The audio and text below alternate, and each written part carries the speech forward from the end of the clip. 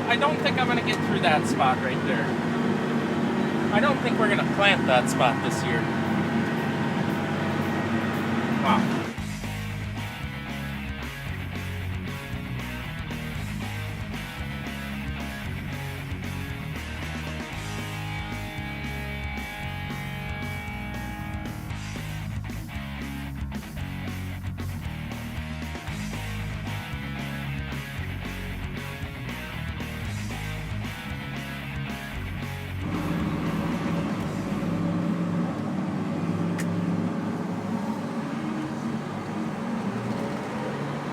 So I'm out here, I got her set, just going, you know, 1.5 to 2 inches deep, 12 miles an hour.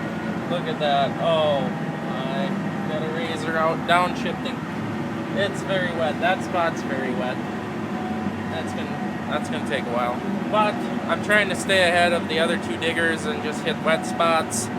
So I'm trying to really give her here to stay ahead of them. They're gonna dig this field again, so I'm just kind of going, working areas of the field. This field I've done a lot on actually, but just trying to basically anything black, open that soil up so that the sun gets on it and it gets some air into the soil and dries, which it works very, very wonderful, but this is a desperation attempt is what it is. This is normally the tractor that we use on this tool. It's the 450 that we just tuned. And I'm glad we did because she's working. But you get in those wet bog areas, she uses it. Well, I'm sure you can't see, but one disc isn't turning, so I'm going to stop here in a little bit and see if the bearing locked up or if something's jammed in there. I hope something's jammed in there. Otherwise, I'm just going to take that shank off and run her without one. Well, would you look at that? We got ourselves a pebble. Little rock got in there and got stuck between the shank and these bolts here. Isn't that a familiar sight? But back to work.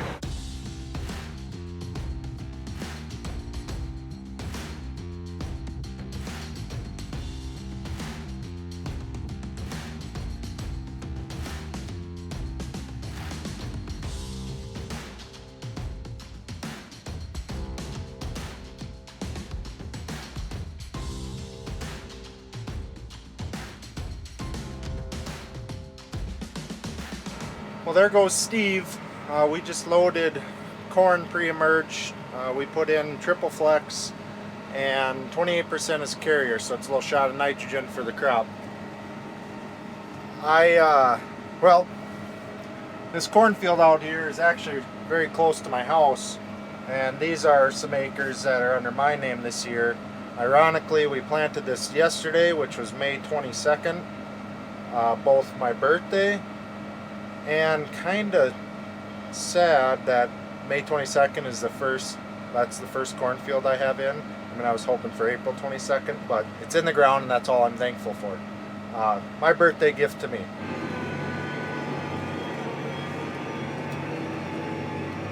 Well, 370 horsepower isn't enough. Those little hills and I'm dogging down and bogging down, and it's a nice tractor, but we need to tune this to like a 570 horse. Can they do that? They should try. I will say this is a lot smoother ride than the old T-Tracks. This cab literally floats across the field and it actually gets to rocking quite a bit, but it is a lot nicer and you don't feel all the little zip ties you run over. So this is the top air sprayer that we demoed last spring or last summer. We're demoing it for another year. Kind of similar to our other sprayer box wise, but this is a slightly updated box, but same controls. You know, you're unfolding and you're folding. It does have foam markers, which we never have used or have had. Fence row nozzles. This one has all of the electronic valve controls for like agitation, filter purge, switching from rinse tank to main tank. That stuff you use or that stuff I use when I am cleaning out the sprayer. If we're switching crops, it makes it a lot simpler. Agitation you obviously use when you're mixing a load or just want to re-stir a load if it's sat overnight or something, to make sure those chemicals are stirred up. But everything for that sprayer mechanically is controlled right here, and then it's ran by Raven rate controller, and then the auto boom is Raven, and then we have the steerable hitches on our sprayers, also a Raven screen on this. We still have storm damage from 2 Thursdays ago. This plastic piece, which is actually an air duct vent, and there is no other ones that look the same. Well, that's gone, and John Deere hasn't been able to get one yet, so it just blows air right into my face. I actually stick my glove in there because it's too much pressure. It dries the eyes out, you know. Like Doug would say, if you know, you know. If this tells you anything, this is the river bottom, and it's actually gone down a lot, but water maybe went down some, but it is stupid high right now. I am done spraying pre-emerge for the day. Unless Doug will get some more corn in the ground, I'm caught up to him. It has not been a difficult task to keep up with the planters. We're picking fields, picking parts of fields, trying to plant what we can, because everything's wet, and have not had a rush or not had, well, like one of the hired hands said, we had worked a good 12-hour day and then it rained, and he goes, heck of a run. And that's about what we got this spring, is get a good 12 hours and then she rains. It's like the weather, Mother Nature goes, you know, I'm going to give you some sun, give you a little dust, then I'm going to rain on it to take that dust away. And that's 2022.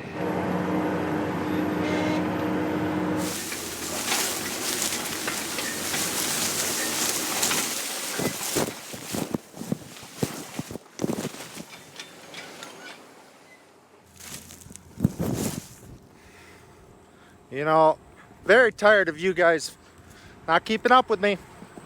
Come on, hold on to the digger. Well, I got that one done. Gonna fold up here and we'll find something else to lay in the mud on.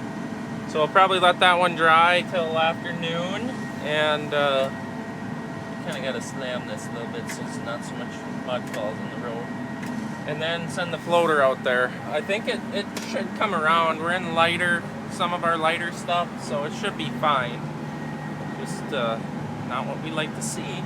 So this field here, right here to my right, I think it's getting close. But we have another issue, such as power poles down in the property. They're working on this line. They just brought in a bunch of pole installer machines. Don't know what they're called, but they're massive on tracks and everything.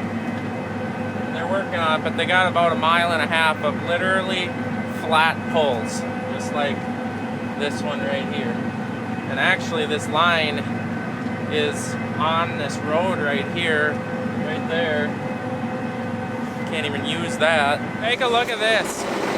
See this branch here? Look at how far away those trees are. Ah. This is an efficiency killer. Picking up sticks. So this is kind of the ground conditions that I'm looking at here. Certain areas are much, much worse, but it's cracked. Generally, if the black ground, obviously it's extremely moist, but if it's cracked, your planter won't get stuck, in theory. But there's always those other spots that, well, I went through that one, so I might as well go through this one. But as you can see, we're just kind of opening up that soil there. And the digger is over in that field. I just got done over there. So right now I'm just hitting the low spot, so it's working quite well, actually. We lost our sun again. I see there's some rain clouds to the west. Luckily they're heading north. I am done with this project, I believe, for the day. I'm gonna run seed out to Dad. And Brody, he's planting beans, so that's good. So that was kind of the goal of getting Brody to be the bean planter. I mean, along with, we need another guy, but I want him to run that bean planter as much as possible because I otherwise just run my butt off trying to keep seed to myself and Dad, and I don't get nothing done in the bean planter. And boy, am I glad for this year and how rushed we are. It was Monday today. On Wednesday or Tuesday night, tomorrow night it's gonna rain more, I guess, and then 2 days of sunshine and more rain on the weekend. So that's why we're pushing it. Don't think we're nuts. We are trying to literally get as much in before June 1st as possible, and whether that's done in the mud, that don't matter, because it would be mud or worse mud after June 1st if it rains more. So it's just a salvage mission at this point. It's just nobody's even excited anymore. It's just go out and try to get as much done as you can, because nothing good happens after June 1st. The last time we planted corn after June 1st was when I first started YouTube, and the corn was all flat and we had the Kelderman corn reel out, and it was just I don't ever want to relive that. So the crunch is on now. It's getting real, and it's getting real fast. And I know that this video comes out late, so it is the 23rd right now, so we're close to June. Too close for my comfort.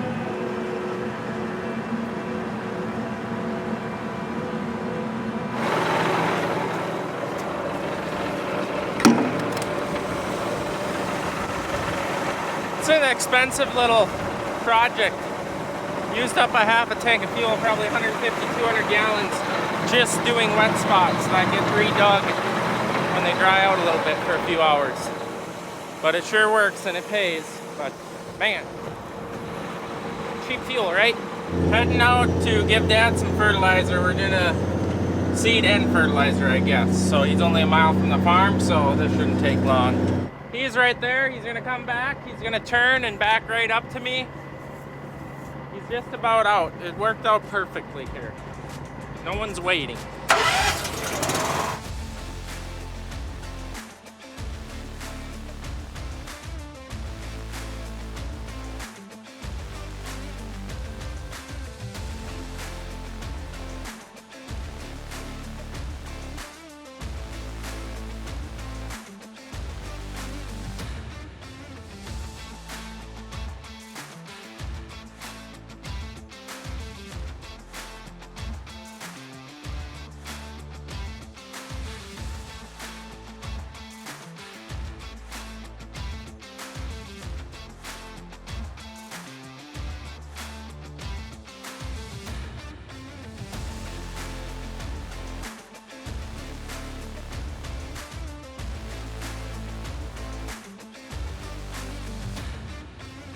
We'll know where that turn-in is, Duggo. Look at that!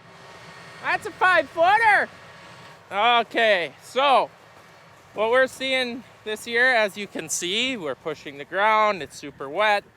Furrow force is kicking butt to our visual eye just because we're having a hard time closing that V, because it is so wet that opener presses open that wet soil and it's hard to close it. So last year I was very disappointed that we didn't see a difference, but it was so dry we didn't get a rain for a month after we planted, literally, and the dirt was all closed up around it. It was dry. There was no issue, no sidewall smearing. Now we got a big problem with that. So this is eliminating the sidewall, and it's closing up nice and tight around the soil, or the seed right there is the seed. Should be another one right around here. There he is, right there. So that's nice and closed up, but what we're seeing in the deer closing system is a round little pocket. It looks like it's closed up here, but then you dig down and you'll see like a teardrop sized open air, and that's a very bad thing. Yeah, I don't know. It looks good. It's so hard to set a planter in conditions like this, because what happens is if you pack or smear the sidewall when it does dry, turns to cement. Well, then your roots are supposed to try to grow through that. Well, you got to have enough down pressure to keep the planter in the ground, but yet the smearing's going to happen. I fully accepted that. It's just going to happen. Floater just went by. He's pulling into this field that I sulfured this morning. I think I'm going to jump in a digger, go help Randy out. Should be done with the sulfur for today. Going digging. Let's dig. Eric said it took 2 men to lift that in there. Oh, I'm not even going to attempt that. That's a big one. Well, what's happening? I'm redoing the field I did this morning. Guess what it is? It is nice and grayed off. Can't believe it. It's amazing how much just opening that ground up gets the sun down in it, the wind in it, and it kind of breaks that crust. So that's kind of an example I can use is you want it kind of rough, like what I've said in the past is why we rip to get rough dirt lumps for drying surface. Well, that didn't even cut it this year. Anyways, getting that ground opened up really helped, and it's working up beautiful now, which is amazing. And I was out here this morning, I just couldn't believe what I was going through, but it's working up real nice, and it should be a nice field for Dad to plant tomorrow. Well, filling her up again, or the other tractor. I think this is going to be the end of the video, guys, but I think you get the point of what we're dealing with. Just trying to do what we can, and yeah, that's what it is. Thanks for watching, appreciate it, and we will see you in the next one.